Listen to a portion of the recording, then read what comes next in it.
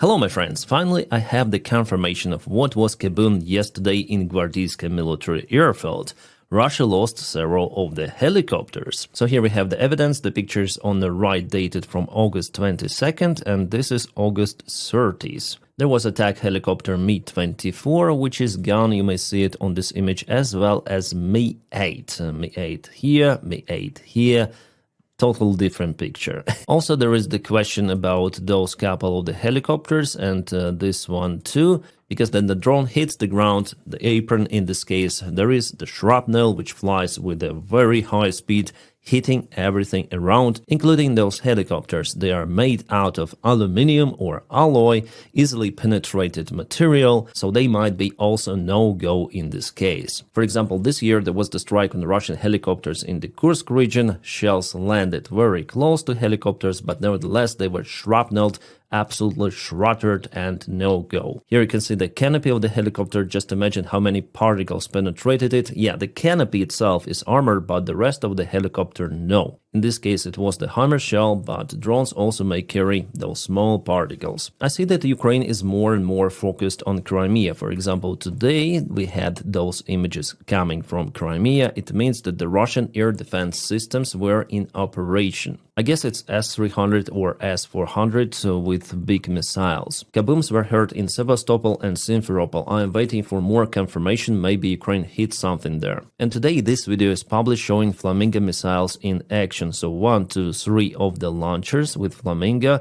and they're launching missiles somewhere. I guess it's the Black Sea, so maybe they're flying towards Crimea after all. This missile could be very effective if not penetrated by the Russian air defense, of course. For this, Ukraine needs to manufacture lots of those missiles. Yeah, it's kind of loud, as locals report, around Belbek airfield. This is the main airfield for fighter jets in Crimea, I would say. That's the Russian base for Sukhoi 27, Sukhoi 35 fighter jets, and not only. Well, I hope we'll get more satellite images coming from the place. For now, we have the report with satellite image confirmation. Yeah, this image is not good, so I will wait for more detailed picture, but there was the strike on this facility. This is the FSB facility in Armyansk, Crimea. Strike was conducted by Neptune missile, which was not intercepted. This is the place for helicopters, I guess. Well, officials say that it is the Russian FSB facility. This is the most recent satellite image, but I'll wait for more. And here is again the operation of primary unit. They use lots of the drones to hit Russian raiders and air defense capabilities in Crimea. Well, not only in Crimea, but mostly in Crimea. You can see kind of the big antennas there, so everything has been hit. This is not the air defense antenna, but the big one, which was, but it still was the Russian surveillance. Small antennas, big antennas, everything is being hit. And also surveillance help at first to identify, yeah, this is clearly some sort of the Russian S-300 or S-400 system, which was kaputted. Very nice. Primary is the best Ukrainian unit if we speak about sabotage drone operations far away from Ukrainian border. Yeah, Ukraine continued to hit Russian oil facilities. For example, yesterday there was the strike again on the Krasnodar refinery, which was already on fire for a couple of days, but Ukraine decided to finish it off completely. Altogether, since the beginning of the war, Ukraine conducted around 100 strikes on Russian oil refineries in particular, eliminating roughly 21% of the Russian refinery capabilities. You may see that refineries in the European part of Russia mostly were hit, and still Ukraine is in lack of the long-range capabilities to hit the Russian refineries far away from Ukraine. However, it's just temporary, because with the help of the Flamingo missile, for example, with a range, as they say, 3,000 kilometers, the refineries in the center part of Russia could be reached. So potentially in the future, Russians will have to rely on refineries far away in the east. Or Russians might cooperate with their allies in Belarus. Belarus has a big refinery, so Russians may send oil there and receive fuel. Maybe such an agreement is also reachable with Kazakhstan, so Ukraine is unable to eliminate Russian refinery capabilities completely, but still what Ukraine does is the huge hit on the Russian economy, Russian military, because Russian oil sector is the biggest sponsor of this war. Right, we have the satellite image from Burtulinovka airfield in Voronezh Oblast. Ukraine hit this facility, so there's the damage to the local hangar. I wonder if it was the plane inside by the time, but it looks like it was the storage for the Russian Shahid drones. Well, if we zoom into the image, you see those kind of the rails here. Well, they could be the launchers for the Russian Shahids, or those could be just boosters between parking stands on the apron. From the information I have, Russia wasn't really keeping their military aviation there, even helicopters, because this airfield is kind of close to Ukraine, but it could be definitely the base for the Russian Shahids. There were multiple reports about the wildfires happening in Gelendzhik, the area not far away from the Putin's palace,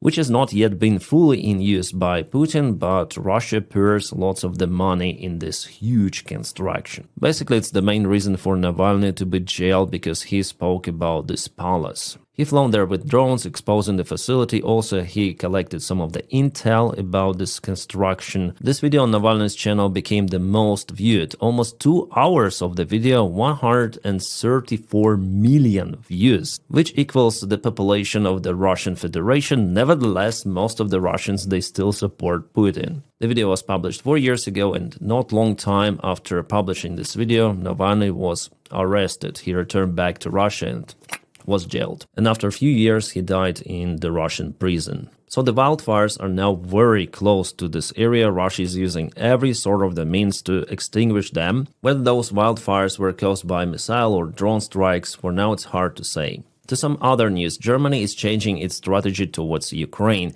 Instead of deployment of its peacekeeping forces to Ukraine in case of the ceasefire, Germany wanted to increase the military support of Ukraine with weapons, which I think is the better variant, because military support of Ukraine is needed right now. But speaking about ceasefire and the possible deployment after, well, the ceasefire itself, I think, is possible or not possible, we'll see. For now, we don't have any sort of the clue or evidence that ceasefire will be out there in the close-by perspective. And Chancellor Merz again stated that this war may continue for extended period of time. Before, he specified many more months, like he told, I think, the last week, but now he says extended period, so for a long time ahead. Well, you know my prediction, guys. I expect it to last for a few more years. At least as far as Russian regime is alive, there will be confrontation between Russia and Ukraine. Well, the short periods of the ceasefire are also possible, but now no chance for it in a close-by perspective. And even Russian officials from military like Gerasimov or Peskov, spokesman of Kremlin, they stated yesterday that they'll continue the special military operation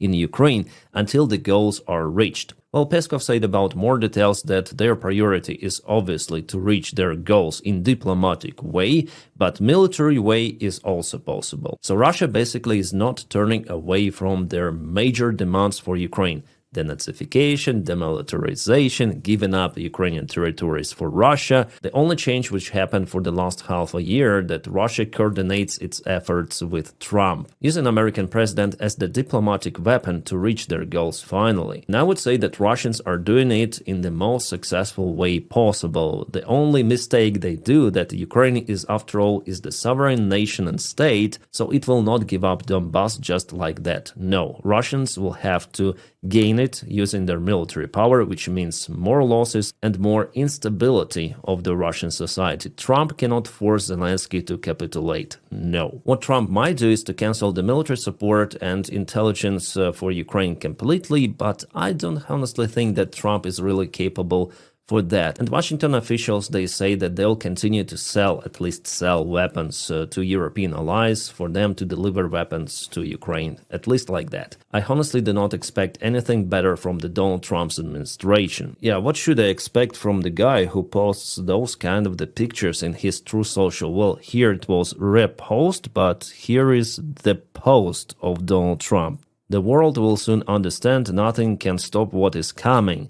Nothing can stop what is coming. What is coming? And he has this Q+. QAnon once again, or what? What is this? Guys, what should we expect from Donny? More portions of cringe or what? This is the most stupid, idiot, and weakest president in the history of the United States. Sadly, we are living by the time then United States president should be really a strong guy, not this orange buffoon. And Donny is really crazy about the Nobel Prize. He really wants to get it for his own personal ego. According to the New York Times, he called to Modi, Indian Prime Minister, and almost demanded to send a letter to the Nobel Committee for the recognition of Donald Trump as the main peacekeeper who managed to stop the war between Pakistan and India, which lasted for 75 years. But Modi said no, America was not directly involved, and the war itself is not ended. It may spark at any moment. It is just the ceasefire which was agreed between Pakistani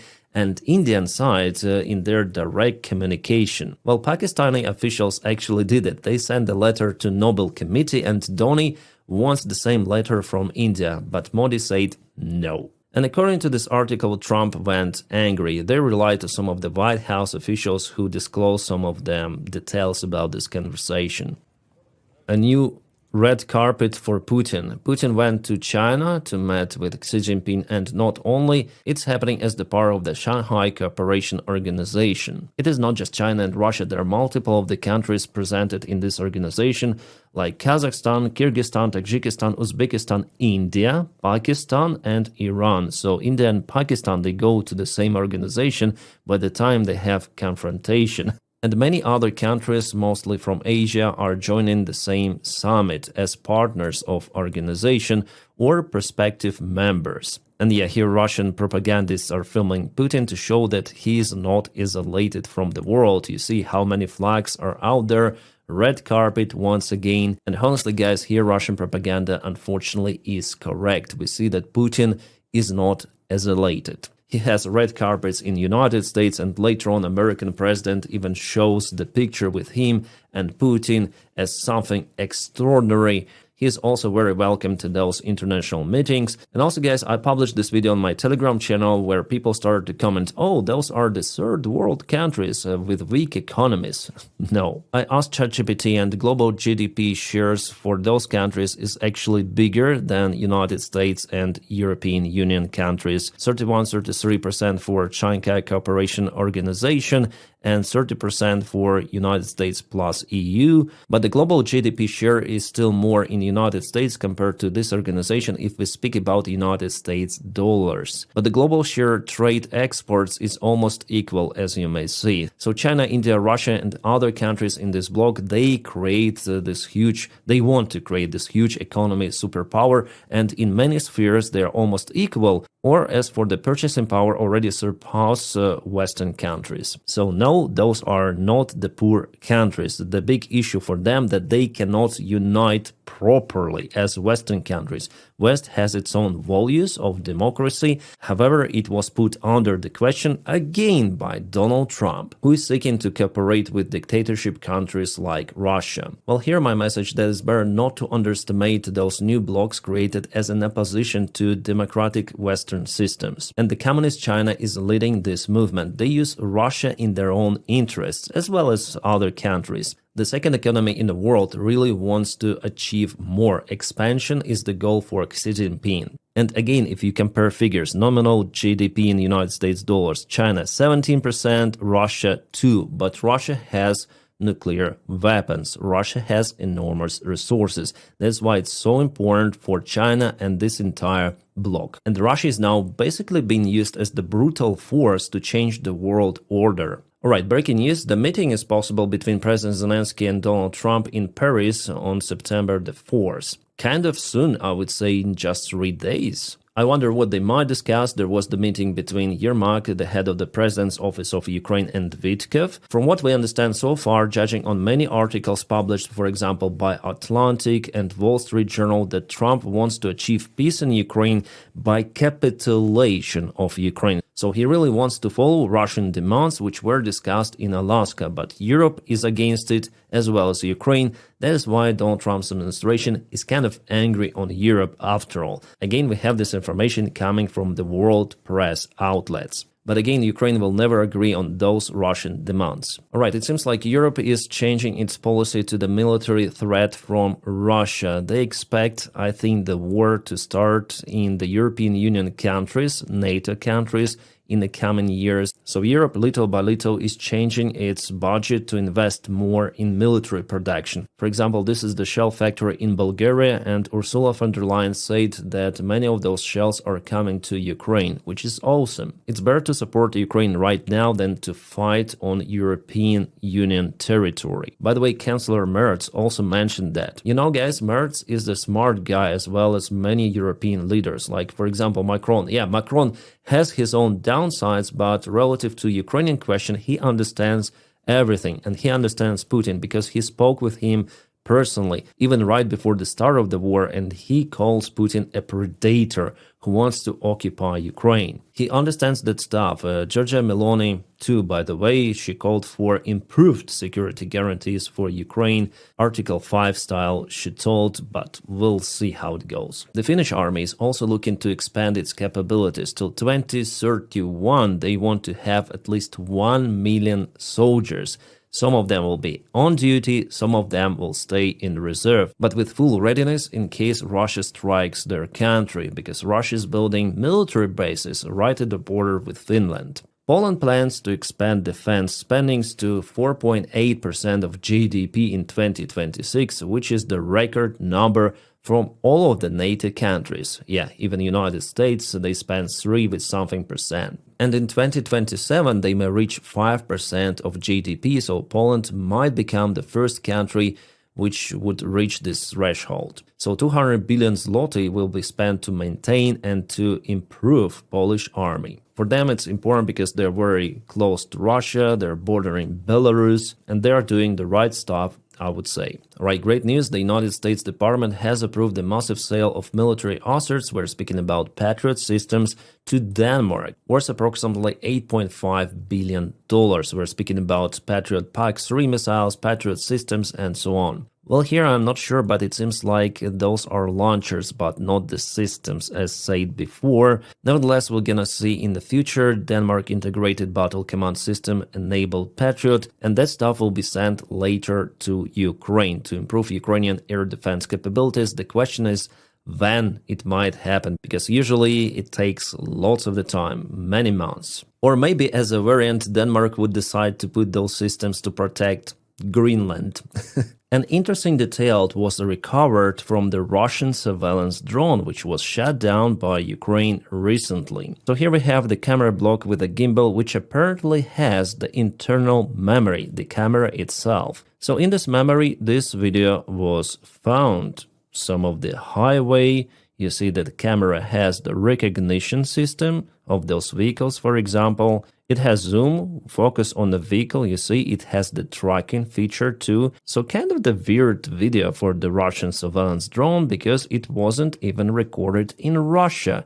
This is Shenzhen, China. The facility where the camera was tested was already geolocated and this highway was filmed. It is Nanshan district of Shenzhen, and really it shows that China supports Russian military with everything it can. Cameras, drone technologies, chips, wear, gear, everything of that is going to Russia. Roughly 2 months ago, the foreign minister of China already told to Kaja Kallas, who is the representative of the European Union, that China will not let Russia to lose in this war. So when Russia speaks that they are fighting against all of the NATO in Ukraine, no, actually it's Ukraine with a limited support of NATO fights against Russia, North Korea, Iran, China, maybe someone else. And Russia has more artillery shells coming from North Korea alone than it produces itself. And here again we speak about Ukrainian military support, that it should be not just continued but expanded. Because the big war like that, it is about resources. Guys, we have some good news from the front lines, but this video is already getting long, so for the front lines update, wait for my next video. Probably I'm gonna publish it in the morning. Again, many thanks for my patrons who continue to motivate me to film more videos. Guys, thank you so much for it. And guys, stand by for more updates. I wish you all a peaceful sky wherever you are and have a great time.